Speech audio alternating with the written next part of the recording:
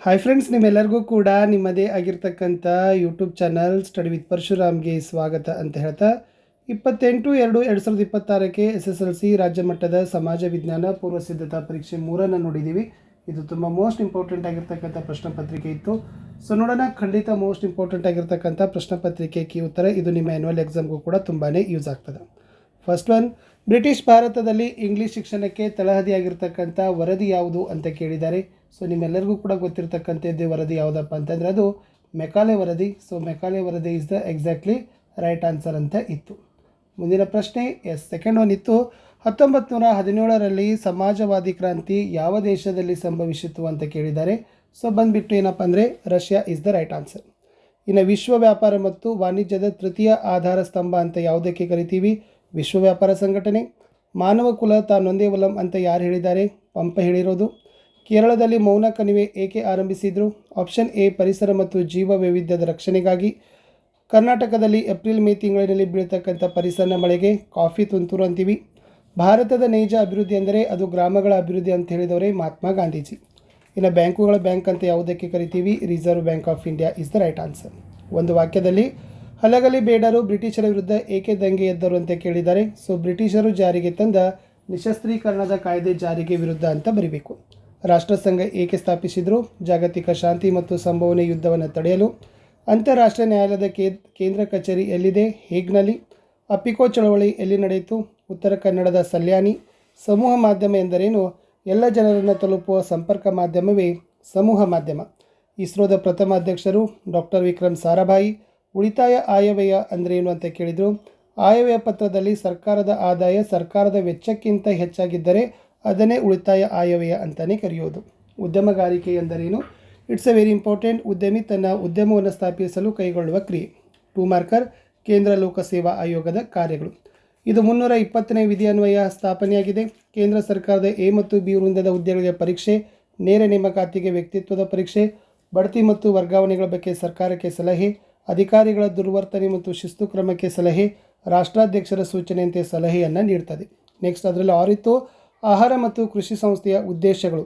ಕೃಷಿ ಅಭಿವೃದ್ಧಿ, ಪೌಷ್ಟಿಕ ಆಹಾರ ಒದಗಿಸೋದು, ಜಗತ್ತಿನ ಹಸಿವಿನಿಂದ ಮುಕ್ತ, ಗ್ರಾಮಾಂತರ ಜನರ ಜೀವನ ಮಟ್ಟದ ಸುಧಾರಣೆ.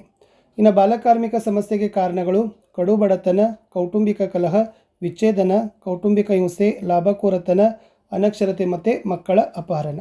ಅಥವಾ ಕೈಗಾ ವಿರೋಧಿ ಚಳವಳಿಯನ್ನು ವಿವರಿಸಿರಿ ಅಂತ ಕೇಳಿದರು. ಇದು ಅಣುವಿದ್ಯುತ್ ಉತ್ಪಾದನಾ ಕೇಂದ್ರ ಸ್ಥಾಪಿಸುವ ವಿರುದ್ಧ ನಡೆದ ಚಳವಳಿ. ನಾಯಕತ್ವ ಡಾಕ್ಟರ್ ಶಿವರಾಮ್ ಕಾರಂತ್ ಅವರದ್ದು. ಮುಖ್ಯ ಉದ್ದೇಶ ಅರಣ್ಯದ ನಾಶ ಮತ್ತು ಅಣುವಿಕಿರಣದಿಂದ ಪರಿಸರದ ಮಾಲಿನ್ಯವನ್ನು ತಡೆಯೋದು. ಇನ್ನು ಜೀವ ಪ್ರಭೇದಗಳ ಮೇಲೆ ಹಾನಿಯನ್ನು ತಡೆಯೋದು. ಕೈಗಾ ವಿರೋಧಿ ಚಳವಳಿಯನ್ನು ನಡೆಸಿದರು. ಇನ್ನು ಮೊದಲ ಆಂಗ್ಲೋ ಮರಾಠಿ ಯುದ್ಧಕ್ಕೆ ಕಾರಣಗಳು: 2ನೇ ಶಾ ಆಲಂ ಮರಾಠರನ್ನು ಕರೆತಂದು ದೆಹಲಿ ಸಿಂಹಾಸನದಲ್ಲಿ ಕುಳ್ಳಿರಿಸಿದರು. ಚಕ್ರವರ್ತಿ ಬ್ರಿಟಿಷರಿಗೆ ನೀಡಿದ್ದ ಕೋರ ಮತ್ತು ಅಲಹಾಬಾದ್ಗಳನ್ನು ಮರಾಠರಿಗೆ ನೀಡಿದರು. ಮರಾಠರು ಬ್ರಿಟಿಷರ ನಡುವೆ ವೈರತ್ವ. ಕರ್ನಾಟಕ ಏಕೀಕರಣ ಚಳವಳಿ. ಕನ್ನಡ ಮಾತನಾಡುವ ಪ್ರದೇಶಗಳು ಹಲವು ಸಂಸ್ಥಾನಗಳಲ್ಲಿ ಹಂಚಿ ಹೋಗಿತ್ತು. ಅಖಿಲ ಕರ್ನಾಟಕ ರಾಜ್ಯ ನಿರ್ಮಾಣ ಪರಿಷತ್ ನೇತೃತ್ವದಲ್ಲಿ ಚಳವಳಿ ನಡೆಯಿತು. 1956 ನವೆಂಬರ್ 1ರಂದು ಮೈಸೂರು ರಾಜ್ಯ ಅಸ್ತಿತ್ವಕ್ಕೆ ಬಂತು. 1973ರಲ್ಲಿ ಕರ್ನಾಟಕ ಅಂತ ನಾಮಕರಣ ಆಯಿತು ಅಂತ ಬರೆದ್ರೆ ಸಾಕು. ಇನ್ನು ಬಾವಿ ನೀರಾವರಿ ಉಳಿದೆಲ್ಲ ನೀರಾವರಿ ವಿಧಗಳಿಗಿಂತ ಹೆಚ್ಚು ಉಪಯುಕ್ತವಾಗಿದೆ ಏಕೆ ಅಂತ ಕೇಳಿದ್ದಾರೆ. ಬಿಕಾಸ್ ಕಡಿಮೆ ಮಳೆ ಬೀಳುವಲ್ಲಿ ಇದು ಉಪಯುಕ್ತವಾಗಿದೆ. ನಿರ್ಮಾಣ ಮತ್ತು ನಿರ್ವಹಣೆ ಸುಲಭವಾಗಿದೆ. ಕೆರೆ ಮತ್ತು ಕಾಲುವೆ ಇಲ್ಲದ ಭಾಗಗಳಲ್ಲಿ ಬಾವಿ ನೀರಾವರಿ ಅವಶ್ಯಕ. ಬಾವಿ ನೀರಾವರಿ 2 ವಿಧ: ತೆರೆದ ಬಾವಿ ಮತ್ತು ಕೊಳವೆ ಬಾವಿ.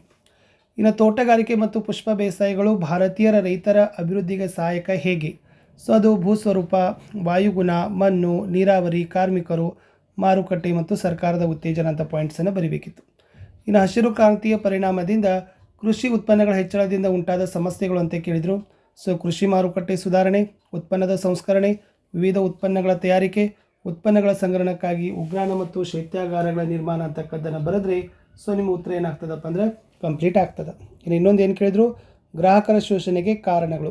ಎಸ್, ಮಧ್ಯವರ್ತಿಗಳ ಹಾವಳಿ, ಬದಲಾದ ಮಾರಾಟದ ವಿಧಾನ, ಗ್ರಾಹಕ ಮತ್ತು ಪೂರೈಕೆದಾರರ ಅಂತರ, ಮಧ್ಯವರ್ತಿಗಳಿಂದ ಬೆಲೆ ನಿರ್ಧಾರ, ಮಾಹಿತಿ ತಂತ್ರಜ್ಞಾನದ ಬಳಕೆ, ಟೆಲಿಶಾಪಿಂಗ್. 3 ಮಾರ್ಕರ್. ಬಕ್ಸಾರ್ ಕದನದ ಪರಿಣಾಮ. ಮೀರ್ ಕಾಸಿಂ ತ್ರಿಕೋಟ ಸೈನ್ಯಕ್ಕೆ ಸೋಲು. 2ನೇ ಶಾ ಆಲಂ ಬಂಗಾಳದ ಮೇಲಿನ ದಿವಾನಿ ಹಕ್ಕನ್ನು ಬಿಟ್ಟುಕೊಟ್ಟ. ಶಾ ಆಲಂ ವಾರ್ಷಿಕ 26 ಲಕ್ಷಕ್ಕೆ ಬಂಗಾಳ ಕೊಟ್ಟ. ಶುಜ್ ಉದ್ ದೌಲ್ ಯುದ್ಧ ನಷ್ಟವಾಗಿ 50 ಲಕ್ಷ ಕೊಟ್ಟ. ಮೀರ್ ಜಾಫರ್ ಮಗನಿಗೆ ವಿಶ್ರಾಂತಿ ವೇತನ.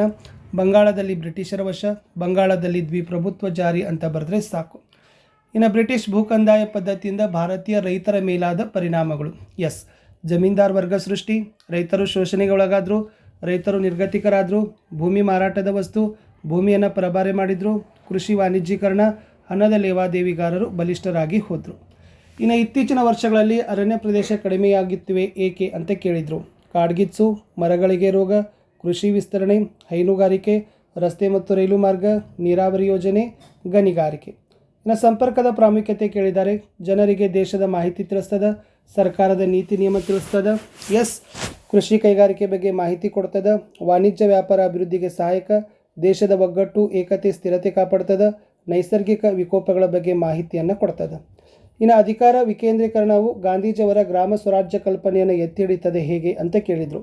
ಸೊ ಹಳ್ಳಿಗಳ ಆಡಳಿತ ಹಳ್ಳಿಯ ಜನರಿಗೆ, ಹಳ್ಳಿಗಳ ಅಭಿವೃದ್ಧಿ ಜವಾಬ್ದಾರಿ ಹಳ್ಳಿ ಜನರಿಗೆ, ಸ್ವಾವಲಂಬಿ ಗ್ರಾಮಗಳ ಅಭಿವೃದ್ಧಿ, ಸ್ವಯಂಪೂರ್ಣ ಮತ್ತು ಸಮೃದ್ಧ ಗ್ರಾಮಗಳ ಅಭಿವೃದ್ಧಿ, ಎಲ್ಲ ರೀತಿಯ ಶೋಷಣೆಯ ತಡೆ, ಮಾನವನ ಸ್ವಾತಂತ್ರ್ಯ ಮತ್ತು ಘನತೆಯ ಸಂರಕ್ಷಣೆ, ಮಾನವೀಯ ಮೌಲ್ಯಗಳ ವೃದ್ಧಿ ಅಂತ ಬರೆದ್ರೆ ಸಾಕು. ಇನ್ನು ಭಾರತದ ಆರ್ಥಿಕ ಅಭಿವೃದ್ಧಿಯಲ್ಲಿ ಪಂಚವಾರ್ಷಿಕ ಯೋಜನೆಗಳ ಪಾತ್ರ: ರಾಷ್ಟ್ರದ ಆದಾಯದ ಹೆಚ್ಚಳ, ತಲಾ ಆದಾಯ ಹೆಚ್ಚಳ, ಆಹಾರ ಉತ್ಪಾದನೆ ಸ್ವಾವಲಂಬನೆ, ಉದ್ಯೋಗ ಅವಕಾಶ ಹೆಚ್ಚಳ, ಕೈಗಾರಿಕೆ ಮತ್ತು ಸೇವಾ ವಲಯದ ವಿಸ್ತರಣೆ, ವಿಜ್ಞಾನ ಮತ್ತು ತಂತ್ರಜ್ಞಾನದ ಪ್ರಗತಿ, ಕೃಷಿ ಕೈಗಾರಿಕೆ ಸೇವಾ ವಲಯದಲ್ಲಿ ತಂತ್ರಜ್ಞಾನ, ರಫ್ತು ಸರಕುಗಳ ಹೆಚ್ಚಳ, ನಿರೀಕ್ಷಿತ ಜೀವಿತಾವಧಿ, ಸಾಕ್ಷರತಾ ಪ್ರಮಾಣದ ಹೆಚ್ಚಳ. ಇನ್ನು ಬ್ಯಾಂಕ್ ಖಾತೆ ತೆರೆಯುವುದರ ಅನುಕೂಲಗಳು ಅಂತ ಕೇಳಿದರು. ಎಸ್, ಠೇವಣಿಗಳ ಅಂಗೀಕಾರ, ಸಾಲ ಕೊಡೋದು, ಹಣದ ವರ್ಗಾವಣೆ, ಭದ್ರತಾ ಕಪಾಟು ಸೌಲಭ್ಯ, ಹಣದ ವಸೂಲಿ, ಹುಂಡಿಗಳನ್ನು ಸೋಡಿ ಮಾಡೋದು, ಬೆಲೆ ಬಾಳುವ ವಸ್ತುಗಳನ್ನು ಭದ್ರವಾಗಿ ಇಡೋದು, ಸರ್ಕಾರದ ಹಣಕಾಸಿನ ವ್ಯವಹಾರದ ನಿರ್ವಹಣೆ, ಜಮಾ ಕಾರ್ಡ್ ಕೊಡೋದು, ಭರವಸೆಯ ಸೇವೆಗಳು. ಇನ್ನು ಜಿಲ್ಲಾ ಕೈಗಾರಿಕಾ ಕೇಂದ್ರಗಳು ಒದಗಿಸ್ತಕ್ಕಂಥ ಸೇವೆ ಕೇಳಿದರು. ಉದ್ದಿಮೆ ಸ್ಥಾಪಿಸಲು ಸಿದ್ಧಪಡಿಸುವ ಯೋಜನಾ ವರದಿ, ಹೊಸ ಕೈಗಾರಿಕಾ ಪ್ರದೇಶದ ಸ್ಥಾಪನೆ, ಕಚ್ಚಾ ಪದಾರ್ಥದ ಪೂರೈಕೆ, ಕೇಂದ್ರ ಸರ್ಕಾರದ ಜೊತೆ ಮಾರುಕಟ್ಟೆಯಲ್ಲಿ ಸಹಾಯ, ಉದ್ದಿಮೆ ಆಧುನೀಕರಿಸಲು ಸಹಾಯ, ರಫ್ತು ಮಾಡಲು ಸಹಾಯ, ವಿಶೇಷ ಯೋಜನಾ ವರದಿಯ ಅಂಗೀಕಾರ, ಉದ್ದಿಮೆ ಅಭಿವೃದ್ಧಿಗೆ ತರಬೇತಿ. ಇನ್ನು ಭಾರತೀಯ ಸಮಾಜ ಸುಧಾರಣೆಗೆ ದಯಾನಂದ ಸರಸ್ವತಿಯವರ ಪಾತ್ರ ಕೇಳಿದ್ದಾರೆ.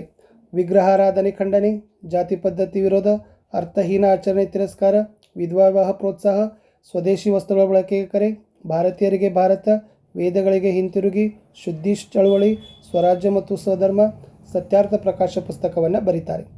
ಇನ್ನು 1857ರ ಪ್ರಥಮ ಸ್ವಾತಂತ್ರ್ಯ ಸಂಗ್ರಾಮದ ಪರಿಣಾಮಗಳು. ಎಸ್, ಈಸ್ಟ್ ಇಂಡಿಯಾ ಕಂಪನಿ ಆಳ್ವಿಕೆ ಅಂತ್ಯ, ಬ್ರಿಟಿಷ್ ರಾಣಿಯ ಕೈಗೆ ಅಧಿಕಾರದ ಹಸ್ತಾಂತರ, ಭಾರತಕ್ಕೆ ವ್ಯವಹಾರ ಕಾರ್ಯದರ್ಶಿಯ ನೇಮಕ, 1858ರಲ್ಲಿ ರಾಣಿ ಘೋಷಣೆ ಹೊರಡಿಸ್ತಾಳೆ, ಈ ಮಾಡಿಕೊಂಡಿರುವ ಒಪ್ಪಂದಗಳು ಮುಂದುವರಿತವೆ, ಪ್ರಾದೇಶಿಕ ವಿಸ್ತರಣೆ ಕೈಬಿಡ್ತಾರೆ, ಎಲ್ಲರಿಗೂ ಸುಭದ್ರ ಸರ್ಕಾರವನ್ನು ಕೊಡ್ತಾರೆ, ಕಾನೂನಿನ ಮುಂದೆ ಸಮಾನತೆ, ಪ್ರೀತಿ ವಿಶ್ವಾಸ ಬೆಂಬಲದಲ್ಲಿ ಆಳ್ವಿಕೆ ಸಾಧ್ಯ ಅಂತ ಹೇಳ್ತಾರೆ ಅಂತ ಬರೆದ್ರೆ ಸಾಕು. ಇನ್ನು ಭಯೋತ್ಪಾದನಾ ನಿಗ್ರಹಕ್ಕೆ ಕ್ರಮಗಳು ಅಂತ ಕೇಳಿದ್ದಾರೆ. ಸೊ ಏನಿದಾವಪ್ಪ ಅಂತಂದರೆ, ರಾಷ್ಟ್ರೀಯ ತನಿಖಾ ದಳದ ರಚನೆ, ವಿಶೇಷ ಪರಿಣತಿ ಪಡೆಯ ರಚನೆ, ರಕ್ಷಣಾ ಪಡೆ ಬಳಕೆ, ರಾಜ್ಯದಲ್ಲಿ ಭಯೋತ್ಪಾದಕ ನಿಗ್ರಹ ಪಡೆಗಳ ರಚನೆ, ಇಂಟೆಲಿಜೆನ್ಸ್ ಬ್ಯೂರೋ, ಸಂಶೋಧನೆ ಮತ್ತು ವಿಶ್ಲೇಷಣಾ ಘಟಕ, ಗುಪ್ತಚರ ಸಂಸ್ಥೆ, ಹಣಕಾಸು ಗುಪ್ತಚರ ಸಂಸ್ಥೆ, ಆಮೇಲೆ ಭಾರತದ ಜಾಗತಿಕ ಹೋರಾಟಕ್ಕೆ ಬೆಂಬಲ. ಇನ್ನು ಆಧುನಿಕ ಕಾಲದಲ್ಲಿ ಶ್ರಮ ವಿಭಜನೆ ದುಡಿಮೆಯ ಒಂದು ಅವಿಭಾಜ್ಯ ಅಂಗ ಪರಿಗಣಿಸಿ ಅಂತ ಕೇಳಿದ್ದಾರೆ. ಇದು ಆಳವಾದ ಪರಿಣತಿ, ವಿವಿಧ ಕ್ಷೇತ್ರಗಳಲ್ಲಿ ಉದ್ಯೋಗ, ಆರ್ಥಿಕ ಲಾಭ, ಕೈಗಾರಿಕೆಯ ಬೆಳವಣಿಗೆ, ವ್ಯಾಪಾರ ವಾಣಿಜ್ಯದ ವಿಸ್ತಾರ, ವರ್ಗ ವ್ಯವಸ್ಥೆಯ ಸೃಷ್ಟಿ.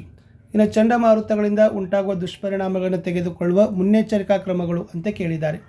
ಎಸ್, ತಗ್ಗು ಪ್ರದೇಶದಿಂದ ಜನರ ಸ್ಥಳಾಂತರ, ರೈಲು ಬಸ್ಸು ಮಾರ್ಗಗಳ ಬದಲಾವಣೆ, ಸಮೂಹ ಮಾಧ್ಯಮಗಳ ಮೂಲಕ ಜನರಿಗೆ ಮಾಹಿತಿ ಕೊಡೋದು, ಸೇನಾ ತುಕಡಿ ಸಿದ್ಧತೆ, ನೀರು ಮತ್ತು ಉಡುಪಿನ ಸಂಗ್ರಹ, ದೋಣಿ ಹೆಲಿಕಾಪ್ಟರ್ಗಳನ್ನು ಸಜ್ಜು ಮಾಡೋದು, ವೈದ್ಯಕೀಯ ಸೌಲಭ್ಯದ ಸಿದ್ಧತೆ.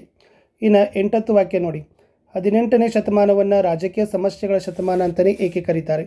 ಔರಂಗಜೇಬನ ಮರಣ, ಮೊಘಲರ ರಾಜಕೀಯ ಸಾರ್ವಭೌಮ ಕುಗ್ತದ, ದಕ್ಷಿಣ ಭಾರತದಲ್ಲಿ ರಾಜಕೀಯ ಹತೋಟಿ, ಕರ್ನಾಟಕದಲ್ಲಿ ಅಧಿಕಾರಕ್ಕಾಗಿ ಕಿತ್ತಾಟ. ಇನ್ನು 19ನೇ ಶತಮಾನವನ್ನು ಭಾರತೀಯ ಪುನರುಜ್ಜೀವನ ಕಾಲ ಅಂತಲೇ ಏಕೆ ಕರೀತಾರೆ? ಪಾಶ್ಚಾತ್ಯ ನಾಗರಿಕತೆಯ ಸಂಪರ್ಕ, ಇಂಗ್ಲಿಷ್ ವಿದ್ಯಾಭ್ಯಾಸ ಸೌಲಭ್ಯ, ವೈಚಾರಿಕ ಮನೋಭಾವ, ಮೂಢನಂಬಿಕೆ ಪ್ರಶ್ನೆ, ಸಮಾನತೆ ಸ್ವಾತಂತ್ರ್ಯದ ಪರಿಕಲ್ಪನೆ, ರಾಷ್ಟ್ರೀಯತೆ ಕಲ್ಪನೆ, ಸುಧಾರಣಾವಾದಿ ಚಳವಳಿಗೆ ಬೆಂಬಲ, ರಾಜಾರಾಮ್ ಮೋಹನ್ ರಾಯ್ ದಯಾನಂದ ಸರಸ್ವತಿ ಅವರಿಂದ ಚಳವಳಿ ಆಗ್ತದೆ. ಇನ್ನು ಬುಡಕಟ್ಟು ದಂಗೆಯ ಕೇಳಿದರು, ಸೊ ಅದು ಕೂಡ ನೀವು ಬರೆದಿರ್ಬೋದು. ಇನ್ನು ಭಾರತದಲ್ಲಿ ಸಾಕ್ಷರತಾ ಪ್ರಮಾಣ ಹೆಚ್ಚಳಕ್ಕಾಗಿ ಸರ್ಕಾರ ಕೈಗೊಂಡಿರೋ ಕ್ರಮಗಳು, ಅದು ಕೂಡ ರಿಪೀಟೆಡ್ ಆಗಿ ಹೇಳಿದ್ದೀವಿ. ಇನ್ನು ನಕ್ಷೆಯಲ್ಲಿರ್ತಕ್ಕಂಥ ಸ್ಥಳಗಳು 82.30, ಇಂದಿರಾಕೋಲ್, ಕಾಡ್ಲಾ, ನರ್ಮದಾ, ಕೊಯ್ನಾ, ಮಂಗಳೂರು, ಕಲ್ಪಕಂ, ಕನ್ಯಾಕುಮಾರಿ, ಪಾರದೀಪ ಮತ್ತು ಬೊಕಾರೋ. ಇಷ್ಟಿತ್ತು ಈ ವಿಡಿಯೋ ಅಂತ ಹೇಳ್ತಾ